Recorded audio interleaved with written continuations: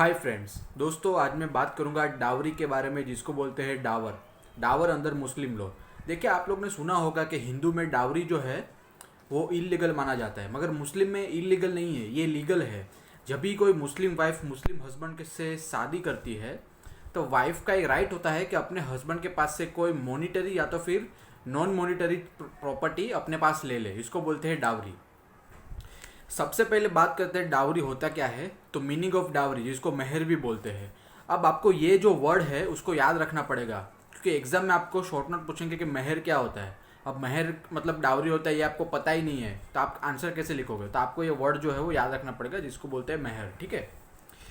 A sum of money और other property which the wife is entitled to receive from her husband in the consideration of marriage. मतलब एक या तो ये पैसा हो गया या तो अदर प्रॉपर्टी। मतलब ये अदर प्रॉपर्टी मतलब कार हो सकता है, इमूवेबल प्रॉपर्टी जैसे बंगला हो गया, फ्लैट हो गया, है ना, बाइक हो गया, ये सारी चीज़ें भी हो सकती है अदर प्रॉपर्टी में। Which the wife is entitled to receive from her husband in a consideration of marriage. मतलब जैसे ही शादी होती है ये एक कॉन्ट्रैक्ट बन जाता है मुस्लिम में। तो कंसिडरेशन के हिसाब से वाइफ को जो है हस्बैंड की तरफ से मेहर मतलब डावर मिलना चाहिए।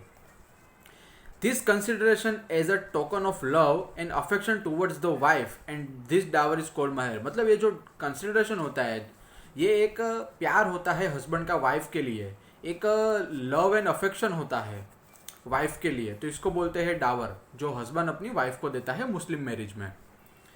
अब बात करते हैं मेहर यानी कि dower can be sum of money और other form of property which wife becomes entitled by marriage. मतलब एक तो पैसा भी हो सकता है, ठीक है, और अदर फॉर्म ऑफ प्रॉपर्टी जैसे मैंने आपको यहाँ पे पहले ही बताया कि ये एक अदर फॉर्म ऑफ प्रॉपर्टी भी हो सकता है, जैसे इमूवेबल प्रॉपर्टी हो गया, मूवेबल प्रॉपर्टी हो गया, वगैरह वगैरह।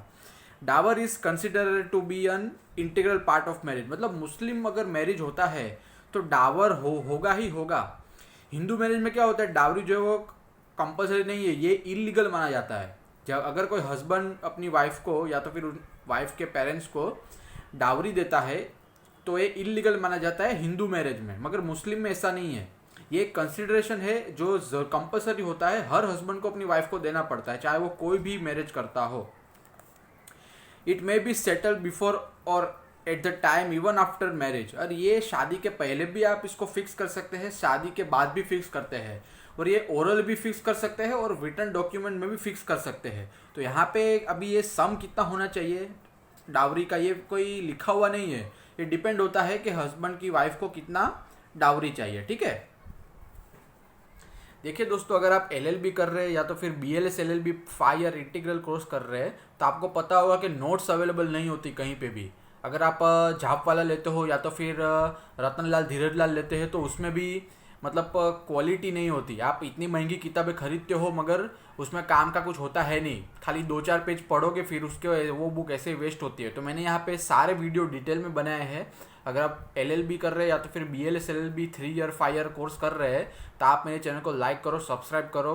वीडियो बनाने में बहुत मेहनत लगती है, शुक्रिया। अब बात करते हैं non specification of dower at the time of marriage does not affect its validity. मतलब अभी नॉन स्पेसिफिकेशन मतलब क्या, अभी समझो वाइफ ने कुछ स्पेसिफिक नहीं किया कि मुझे 5 लाख का डावर चाहिए, 10 लाख का डावर चाहिए। उसने बोल दिया कि डावरी मुझे दे देना, मैं शादी कर लूँगी तुमसे। तो अभी उसने कुछ स्पेसिफिक नहीं बोला कि उसको कितना अमाउंट चाहिए। तो यहाँ पे it will does not affect its validity. मतलब ये डावरी अगर आपने फिक्स नहीं भी किया शादी के बाद भी, शादी के पहले या तो शादी के बाद भी, तो भी ये इसका वैलिडिटी जो अफेक्ट नहीं होगा। हस्बैंड जो मुस्लिम हस्बैंड है अपनी मुस्लिम वाइफ को डावरी देना ही पड़ेगा। वो कैश भी हो सकता है और अदर काइंड ऑफ प्रॉपर्टी भी हो सकती है। ठीक है।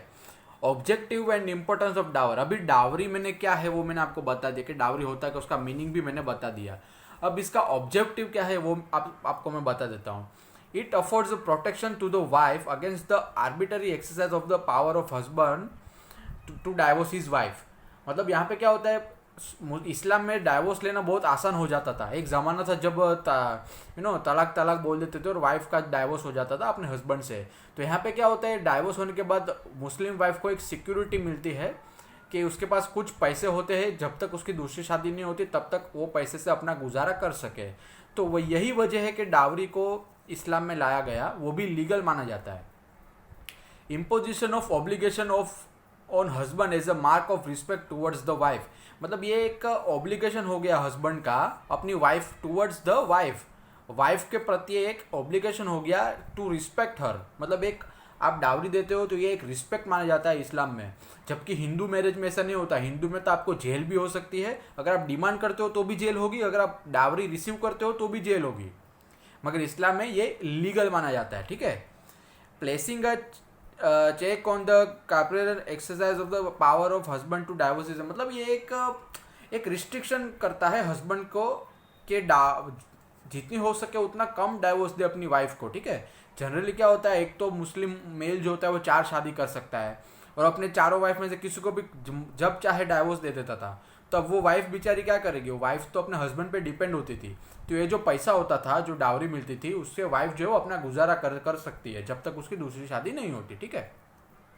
To provide for the substance of after the divorce, जैसे मैंने आपको पहले ही बताया कि जैसे ही डाइवोर्स होता है उसके बाद वाइफ को एक थोड़ा एक हेल्प रिलीफ मिलता है कि चलो मेरे पास इतने पैसे तो है, मैं दूसरी शादी तक अपने आप को मेंटेन कर पाऊंगी। तो यही एक वजह है जिसकी वजह से डावरी जो है वो इस्लाम में लाया गया। अब बात करते हैं डावरी के क्लासिफिकेशन क्या है। एक तो हो गया स्पेसिफिक डावर, जिसको बोलते हैं फिक्स, मतलब यहाँ पे अमाउंट जो फिक्स होता है, वाइफ अपने हस्बैंड को बोल देती है कि मुझे 10 लाख डावरी चाहिए, तो यहाँ पे अगर अमाउंट फिक्स है 10 लाख, ठीक है, 10 लाख भी हो सकता है, 5 लाख भी हो सकता है, मगर ये तो मैं एक अमाउंट दे रहा हूँ। ठीक है। तो इसको बोलते हैं स्पेसिफिक डावर, जहाँ पे अमाउंट फिक्स है। प्रॉपर डावर मतलब अमाउंट फिक्स नहीं होता, वाइफ ने बोल दिया कि मैं डावरी लूंगी, मगर कितना लूंगी ये बताया नहीं है, तो इसको बोलते हैं प्रॉपर डावर। अब स्पेसिफिक डावर का हम एक्सप्लेनेशन करेंगे यहाँ पे।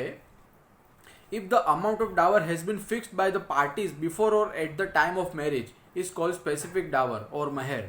महर इन मुसामा, अभी देखो ये वर्ड भी आपको याद रखना है, महर इन मुसामा। आपको शॉर्ट नोट आएगी महर इन मुसामा क्या होता है, तो अगर आपको ये वर्ड ही नहीं मालूम तो ये आंसर कैसे लिखोगे। लोगों के 12-12 मार्क्स भी कट जाता है खाली इसकी वजह से। क्यों? क्योंकि मीनिंग नहीं पता।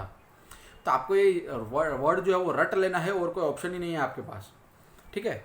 Execution of deed for fixing the dower is not necessary under the Islam, मतलब यहाँ पे आपको कोई डॉक्यूमेंट नहीं बनाना है कि भाई मैंने आपको 5 लाख डावरी बोला था, आपने मुझे कम दिया उससे। ठीक है। यहाँ पे क्या होता है ना, ओरली भी आप फिक्स कर सकते हैं और ये हस्बैंड का ऑब्लिगेशन बनता है कि वो अपनी वाइफ को डावरी दे। ठीक है। If the bridegroom is minor person or of unsound mind the dower is generally fixed by the his guardian, मतलब अगर लड़का या तो लड़की, अगर दोनों माइनर है या तो फिर दोनों में से कोई भी एक माइनर है और अनसाउंड माइंड का है, तो यहाँ पे क्या होता है, जो लड़के के माता पिता होते हैं वो डावरी का अमाउंट फिक्स करते हैं। ठीक है। तो इससे क्या होता है ना, एक मैच्योर माइंड आ जाता है रिलेशन में। ठीक है। अगर अनसाउंड माइंड का बच्चा है तो वो इजीली डिसाइड नहीं कर पाएगा कि अमाउंट कितना होना चाहिए, तो एक बड़ा कोई रहता है तो अच्छा पड़ता है। Under the Shia law if the son has no means to pay the dower fixed by father, ठीक है, ये ध्यान रखना, father, then the father becomes liable to pay. मगर अगर एक बार समझो फादर ने फिक्स कर दिया, लड़का माइनर था, शादी करा दी फादर ने, और फादर ने डावर भी फिक्स कर दिया था शादी के पहले, या तो फिर eight the time of marriage father ने डावरी फिक्स कर दिया था, तो यहाँ पे क्या होता है, अगर लड़का मेजर हो गया, नौकरी करने लगा, मगर उसके पास फिर भी सफिशिएंट मीन्स नहीं है कि अब वो अपनी डावरी पे कर पाए, तो फादर जिसने अमाउंट फिक्स किया था डावरी का वो लायबल हो जाएंगे टू वाइफ। ठीक है। अब ये जो प्रॉम्प्ट डावर है ना, वो भी एक स्पेसिफाइड डावर का एक सब कैटेगरी है। मेन कैटेगरी ये दो ही है, मगर ये इसका पार्ट हो गया स्पेसिफिक डावर का, है ना, प्रॉम्प्ट डावर और डिफर्ड डावर, ये दोनों जो टाइप है वो स्पेसिफिक डावर के प्रकार है। ठीक है। A specified dower which is payable immediately after the marriage or at the any other time on wife's demand is called prompt Dawar, मतलब एक ऐसा डावर जो शादी के बाद तुरंत पे किया जाता है, या तो फिर वाइफ ने जो टाइम डिसाइड किया होता है उस समय पे आप अगर पे करते हो उसको बोलते हैं prompt dower. Wife has right to sue for recovery of prompt dower even after the consumption of marriage, मतलब वाइफ जो है वो आपके ऊपर केस भी कर सकती है अगर आपने डावरी नहीं दिया, कंज्यूमशन हो गया फिर भी। ठीक है। कंज्यूमशन मतलब एक सेक्सुअल रिलेशन होता है अपनी वाइफ के साथ। ठीक है। अब बात करते हैं सबसे इंपॉर्टेंट डिफर्ड डावर, यहाँ पे लोगों को बहुत डाउट होता है, यहाँ पे मार्क्स कटते हैं लोगों के। If a specified dower is not payable immediately after marriage and is payable upon the happening of any event or after the expiry of a particular. अब यहाँ पे क्या होता है, शादी होने के बाद तुरंत हस्बैंड अपनी वाइफ को डावरी दे देता है, या तो फिर वाइफ की डिमांड पे दे देता है, ठीक है, इसको बोलते हैं प्रॉम्प्ट डावर। मतलब यहाँ पे क्या, शादी के पहले भी नहीं देता, शादी के बाद भी तुरंत नहीं मिलता। ये डिपेंड होता है कि happening or non happening of certain event, ठीक है, or after expiry of that particular event, या तो फिर टाइम जो भी है। Upon dissolution of marriage is called deferred dower, मतलब शादी के बाद तुरंत नहीं मिलता आपको, ठीक है। ये जो डिफर्ड डावर है वो शादी के बाद आपको तुरंत नहीं मिलता, आपको जो है वो वेट करना पड़ेगा कि ये वो पर्टिकुलर पीरियड खत्म हो जाए, या तो फिर हैपनिंग ऑफ सर्टेन इवेंट हो जाए जो भी आपने फिक्स किया था, उसके बाद ही डावर, डिफर्ड डावर आपको मिल सकता है। अब ये दोनों जो कैटेगरी मैंने बताई, एक तो प्रॉम्प्ट डावर, दूसरा डिफर्ड डावर, ये हो गया स्पेसिफाइड डावर का एक सब कैटेगरी। मेन तो ये दो ही कैटेगरी है, मगर ये ऐसे ही एक कॉन्सेप्ट है छोटे छोटे। अब बात करते हैं प्रॉम्प्ट डावर क्या होता है, जिसको बोलते हैं नॉन फिक्स्ड अमाउंट, ठीक है। इसका एक्सप्लेनेशन मैं दूंगा आपको यहाँ पे। If the amount of dower has not been fixed between the parties before or at the time of marriage, the wife is entitled to get reasonable amount from husband as a dower. तो यहाँ पे क्या होता है, अभी ये specified Dawar मतलब क्या, अमाउंट फिक्स होता है, वाइफ बोल देगी कि मुझे भाई 10 लाख रुपया तुम देना एज अ डावर, ठीक है। अब यहाँ पे क्या होता है, प्रॉपर डावर में अमाउंट फिक्स नहीं होता, अमाउंट जो है वो नॉन फिक्स होता है।